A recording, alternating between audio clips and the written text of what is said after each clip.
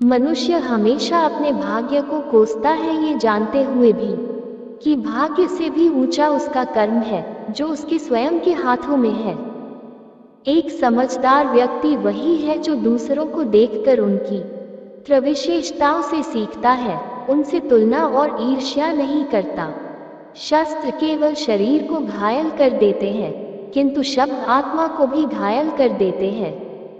दुनिया में केवल माता और पिता ही ऐसे इंसान हैं जो चाहते हैं कि हमारे बच्चे हमसे भी ज्यादा कामयाब हो। दुख भोगने वाला आगे चलकर सुखी हो सकता है, मगर दुख देने वाला कभी सुखी नहीं हो सकता। समय मनुष्य के बनाए मार्ग पर नहीं चलता, मनुष्य को समय के दिखाए मार्ग पर चलना होता है। इसी को नियति कहते हैं। जीवन कठिन तब लगता है जब हम स्वयं में बदलाव करने के बजाय परिस्थितियों को बदलने का प्रयास करते हैं। बीता हुआ कल जीवन को समझने का एक अच्छा मौका है और आने वाला कल जीवन को जीने का एक दूसरा मौका। अनुमान मन की कल्पना है और अनुभव जिंदगी का सबक है। सच्ची खुशी तभी होती है जब आपकी सोच, कथन और कर्म में समानता हो। जैसे तेल समाप्त हो जाने पर दीपक बुझ जाता है, उसी प्रकार कर्म के क्षीण हो जाने पर भाग्य भी नष्ट हो जाता है। जब मेहनत करने के बाद भी सपने पूरे नहीं होते तो रास्ता बदलिए, सिद्धांत नहीं, क्योंकि पेड़ भी हमेशा पत्ते बदलता है, जड़ नहीं। मौन सबसे अच्छा उत्तर है किसी ऐसे व्यक्ति के लिए जो आपके शब्दों को महत्व नहीं देता। मनुष्य जन्म लेता है तो उसके पास सांसें तो होती हैं, पर कोई नाम नहीं होता। जब मृत्यु होती है तो उसके पास नाम तो होता है, पर सांसें नहीं होती। इसी सांस और नाम के बीच की यात्रा को जीवन कहते हैं। किसी के प्रति मन में क्रोध लिए रहने की अपेक्षा उसे तुरंत प्रकट कर देना अधिक अच्छा है, जैसे क्षण भर में जल जाना देर तक सुलगने से अधिक अच्छा है। मित्र गरीब है या अमीर मायने नहीं रखता, बल्कि वो आपके बुरे समय में आपका साथ कितना देता है, यह मायने रखता है। इंसान चाहे जितना भी खुद को व्यस्त रख ले, परंतु जिससे वो प्रेम करता है उसकी यादों से नहीं बच सकता। जब आप दूसरों के लिए अच्छा चाहते हैं तो वही अच्छी चीजें आपके जीवन में वापस आती है। यही प्रकृति का नियम है। समय कभी नहीं रुकता। आज यदि बुरा चल रहा है तो कल अवश्य अच्छा आएगा। आप केवल निस्वार्थ भाव से कर्म कीजिए और वही आपके हाथ में है।